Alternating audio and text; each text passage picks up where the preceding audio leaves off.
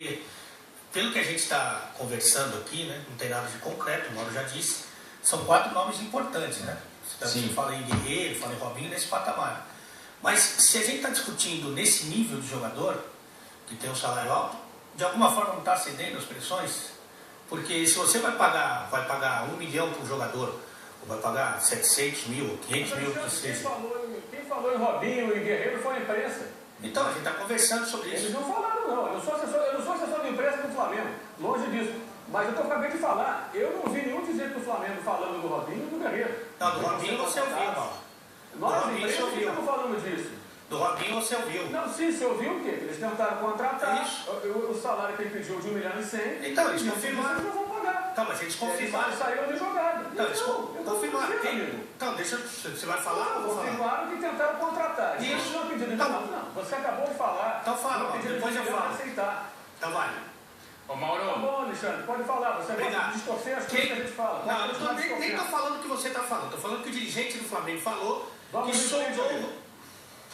Ô Mauro, a pergunta, então eu posso terminar, não? O dirigente do Flamengo confirmou que sondou o Robinho. Quem falou do Robinho? O dirigente do Flamengo.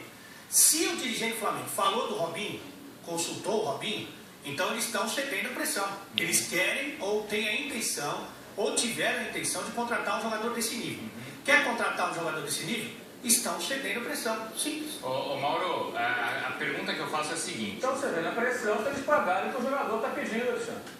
Essa é a questão que nós estamos mas essa é a negociação. Por exemplo, que o Robinho aceitasse ganhar um salário de 550, 600 mil reais. É metade do que ele está pedindo aproximadamente.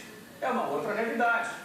Inclusive as contas até são muito claras. Se você contrata o Robinho hoje por 500, 600 mil reais por mês, 2 anos de contrato, que seria até um prazo razoável para um atleta de 31 anos, você vai ter uma despesa aí nesses 2 anos de uns 15 milhões e meio de reais.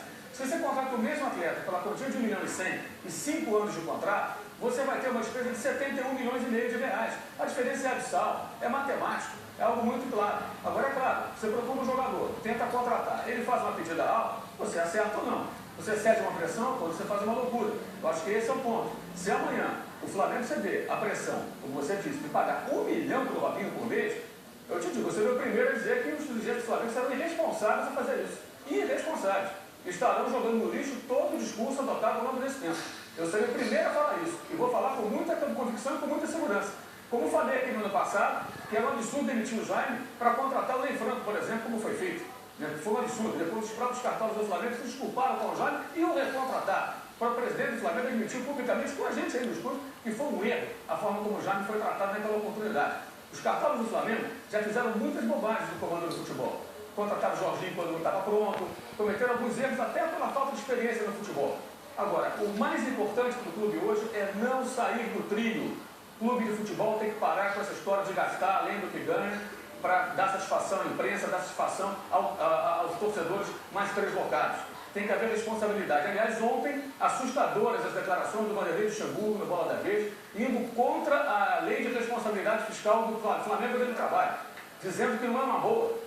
Ora bolas, impressionante, fiquei estarrecido com essa declaração do Confechou. Realmente a falta de sintonia entre ele e a atual política adotada pelo clube de trabalho é de assustar. Ô Mauro, a pergunta que eu tenho